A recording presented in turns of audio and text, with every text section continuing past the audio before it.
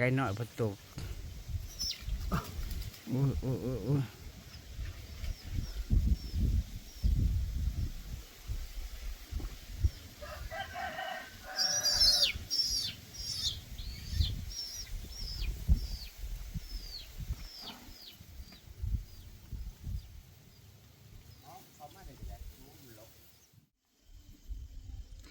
เ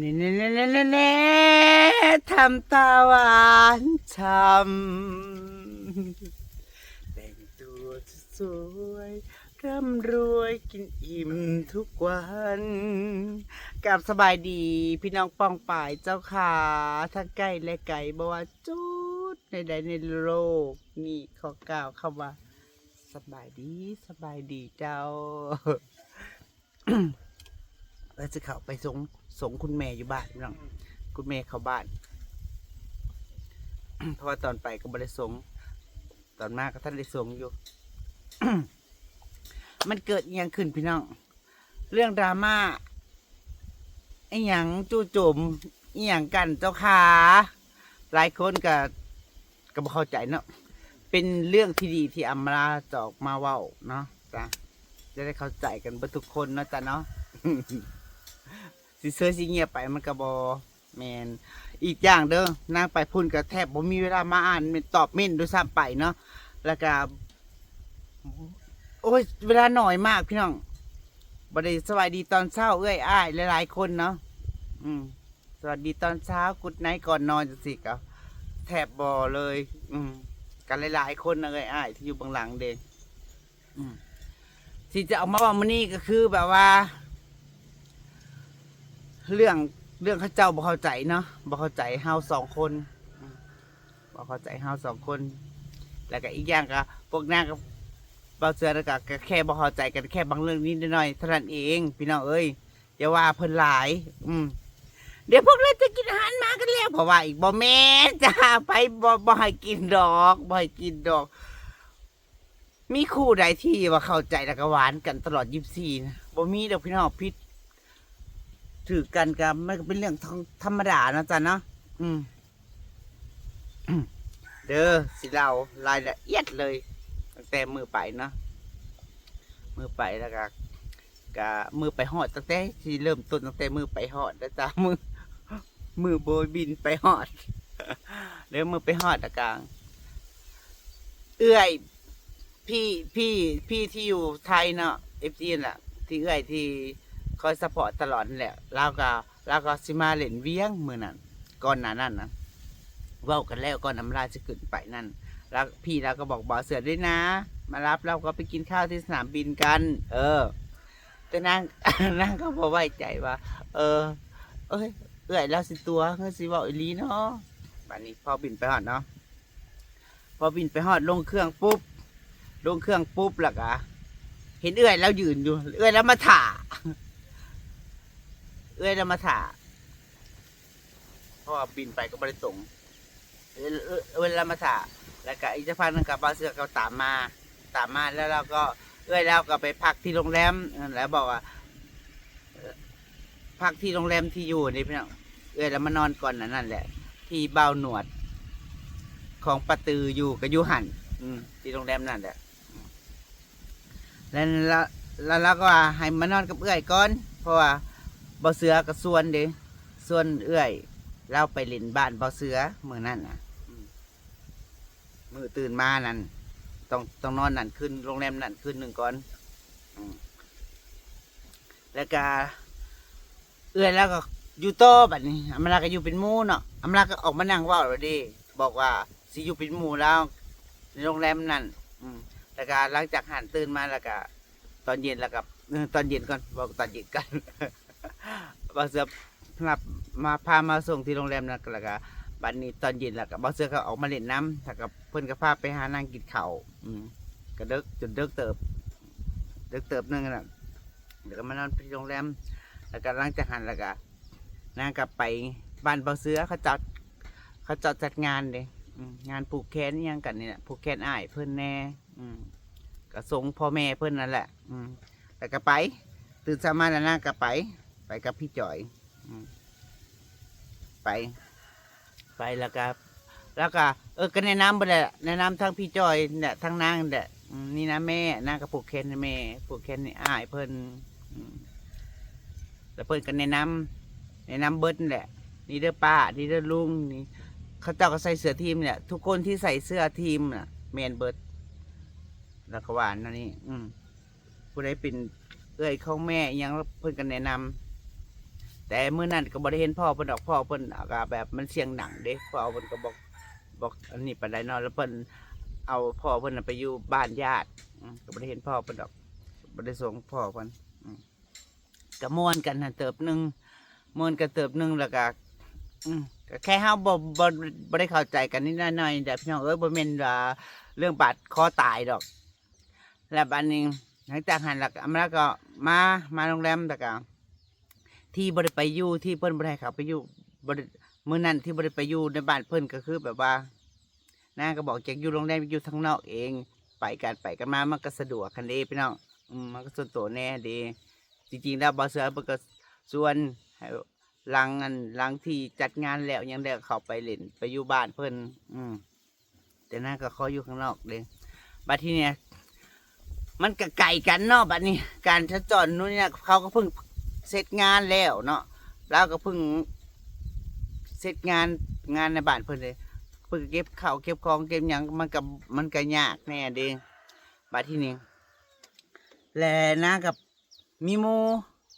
กับฮู้จักหมู่ฮู้จักหลานนั่นก็ยังดีมีหมู่มีหลานแล้วหมู่กับเพื่อนน่ะก็ ทั้งหมู่ทั้งเพื่อนทั้งหลานทั้งใดผสมกันหมู่ก็มาหาแล้วก็พาไปเล่นพาไปถ่ายคลิปว่าอยากไปตรงใดนะอย่างประมาณนี้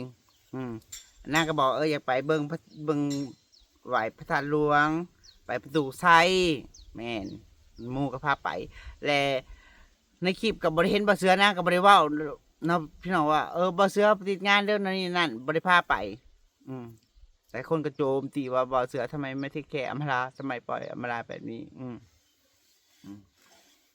แล้วก็ปานนี้มือต่อมาเนาะมือต่อมาแล้วก็เมื่อวานนี่พี่น้องหลายคนก็บอกให้นางไปวัดนั่นทั้งที่ไก่นี่อยู่นอกเมืองกูได้วัดทำพระคือวัดคุ้มทำพระแล้ววัดทำพระนางก็ไปบ่เสือเพิ่นก็มาหับนางเนาะมารับนางแล้วก็ไปกันไปเล่นน้ำไปส่งพระหลักๆก็เพิ่นพาไปส่งพระวัดสีเมืองก็เข้าไปเพิ่นก็เป็นมือกล้องให้แหละบ่เสือนะเพิ่นก็ถ่ายกล้องถ่ายยังเป็น เป็นมือกล้องให้นางก็ถ่ายคลิปถ่ายยังเด้อมันติดแดงพี่น้องติดแดงถ่าก็สิรุนแรงนะมันคือลงไม่ได้เลยYouTube มัน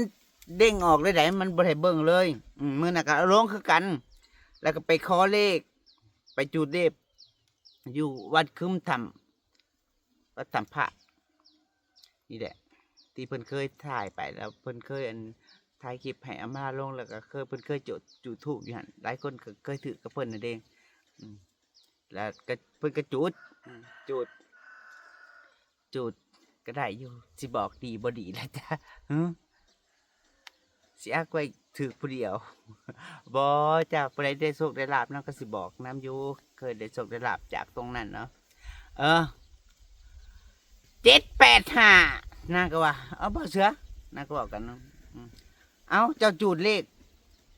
ถือกับอันบ้านเลขที่เลยได้นี่บ้านเลขที่บ้านจะเลยได้นี่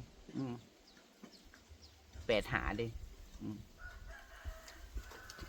หลังจากหันแล้วก็พากันมาเล่นอยู่บอกว่าใส่แล้วมีเอื้อยแล้วโทรมาเลยตะกี้บริปิดเน็ตเลยแล้วบ่าวเสือกะพาไปออกจากวัดชงไปหาเพิ่นพับนางไปหาทรงพระตามวัดเด้พี่น้องพอก่อนจะขึ้นก็บอกกันแล้วเนาะว่าเพิ่นสิพาไปหาทรงพระตามวัดตามยังหลังจากหันยังเรียบร้อยแล้วก็บัดนี้ก็ม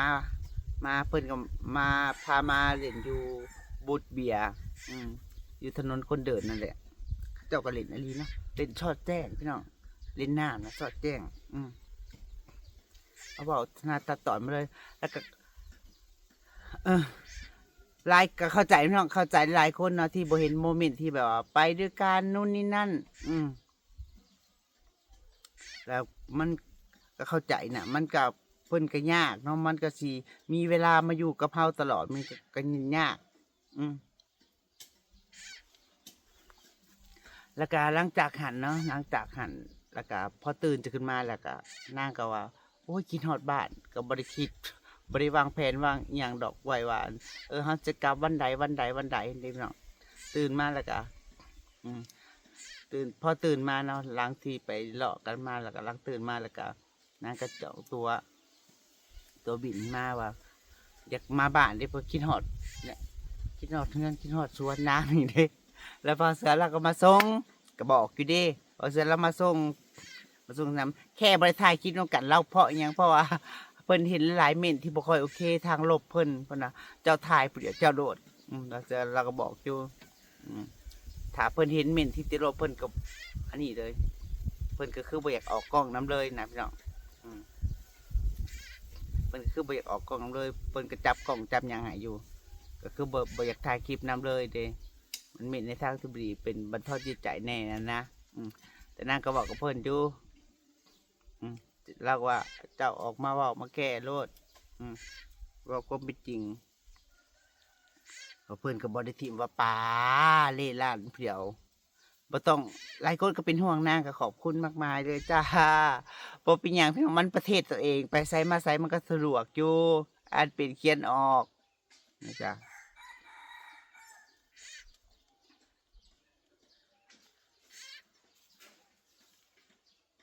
โอ้ยงูมากินเขียดกินกบไงแถวนี้พี่นางสิภาพไปดอกก่อนหวังว่าทุกคนก็จะเข้าใจเนาะจ๊ะเนาะเข้าใจพวกเรา2 คน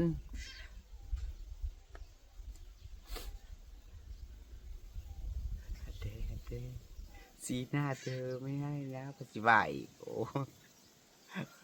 เมื่อวานนี่ลงเครื่องมาเด้อลงเครื่องมาค่ะไปเฮือนนั่นน้องสาวพญายสร้างเขาเจ้าก็จะจัดงานผูกแขนไปหันเขาก็ไม่อยากให้มาอีกปะนี่น่าว่ากราบก้อนข้อกราบก้อน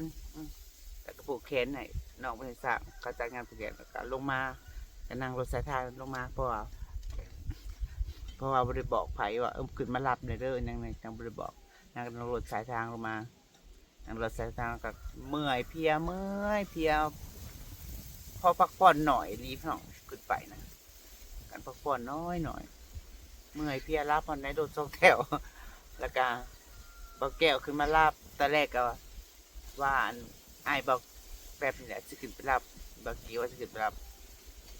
แล้วก็เบาแก้วนะเราไปปักซองไปซื้อของยังพอดีแล้วก็ลงมานำกันเลยกันเลยบ่ได้ข่าวฮอดเบาแก้วพาลงไปกินข้าวอยู่เงินหมู่อยู่นะให้ปังแล้วก็ออกมาก็จนมืดก็ขอบคุณเอื้อยทั้งเอื้อยดาวันนั้นที่เราเป็นห่วงเป็นใยเห็นเด้นางผ่านนรกสวรรค์มาแล้วจ้าเป็นอย่างดอกขอบคุณหลายๆนะจ้าสิเป็นห่วงเนาะก็เมื่อนี้ก็ว่าสิเขาไปส่งแม่เนาะไปส่งแม่แล้วก็สิไปหานั่งเล่นแถวบ้าน200แถวบ้านแม่ว่าสงกรานต์บ้านนอกกับมันก็บ่ได้คึกคักคือในเมืองเด้ก็บ่ได้คึกคักคือในเมืองแต่ละปีกันได้เล่นอยู่ได้เล่นด้วยดีใจพี่น้องย่างเข้ามาแล้วก็เห็นสวนเห็นผักเห็นหญ้าต้นไม้ดอกไม้ที่เอื้อยให้เราปลูกรอบๆศาลนี่กับป่านสุพังงามหมดเลยดาวเรืองก็ออกดอกแล้วผักทองหมักกระลามเครือล่ะคิดฮอดปลาคิดฮอดดอกไม้คิดฮอดต้นไม้ทุกอย่างก็ยังงามอยู่แต่ต้นมะม่วงก็ตายทางเขาตายเบิดเอาหวังว่ายังไงก็ทุกคนก็เข้าใจพวกนางนะจ๊ะเนาะขอบใจหลายเด้อจ้าขอบคุณนะคะที่ยังรักสั้นละซ้ำนี่แหละพี่น้องหัวไหลใหญ่ห่างนะปัจจุบันออกมาปกป้องนู่นนี่นั่นนะเขาว่าตามจริงก็ไม่ได้ว่าออกมาปกป้องอย่างกับพูดถึงเป็นสิทธิ์ของเฮาก็แต่ละคนก็มีสิทธิ์ที่จะปกป้องตัวเองอยู่ในทางที่มันถือแต่มันทำในทางที่ผิดก็ว่าผิด นั่นแหละ อืมจริงๆแล้วก็หลายคนก็บ่ได้เห็นโมเมนต์ที่แบบว่าหวานเขาจริงๆเขาก็บ่เป็นคนมักหวานมักสิมาเหยาะๆแย่ๆเห็นบ่ที่มาอยู่นำกันกะบ่เคยจะมานั่งถ่ายคลิปหวานแหววกันมาจูบปากหอมแก้มกันก็มีแต่ส่วนหน่อยๆสั้นละซ้ำนี่ละจ้าสวัสดีค่ะโอ้ยสวัสดีนะก็ยังอยากเว้าอีกอยู่ เมื่อวานนี่มาส่งเนาะคลิปนั่นล่ะนางกับปิดเม่นโอ้ยเนาะก็เม่นจะไปทางลบหาเขาอีกว่าเขาว่าบ่เสือในทางที่บ่ดีอีกนะก็คิดว่าโอ้ยปิดไว้ก่อนเดี๋ยวจะสิออกมาอธิบายนางก็ว่าจังซี่เดี๋ยวสิออกมาอธิบาย FC เข้าใจเนาะสั้นๆนี่ละจ้าสั้นๆนี่2-3เทื่อ สิไปก็ไปสิลากมาละสิไปหากินข้าวก่อนปลากระป๋องก็ยังอยู่สนับสนุนด้วยปลากระป๋องล้นซ่าเปิดแพ้กินโลดเขาเป็นในบ้านก็พี่น้องส่วนบอกดีพี่น้องเพิ่นเห็ดสวนเพิ่นปลูกต้นไม้เพิ่นได้ต้นไม้มาจากกรุงเทพบริแกงคอมาจากต้นเนาะเพราะเป็นมรดกของเพิ่นอยู่แถวนี้สารสนิทจ้า4 เดือน4 เดือนสิลากมาลาเอี่ยมมาลากากีสารสนิทจ้าสวัสดีค่ะขอบคุณทุกคอมเมนต์ขอบคุณทุกกำลังใจขอบคุณไอ้เบิร์ดสุคนเด้อจ้าเด้อ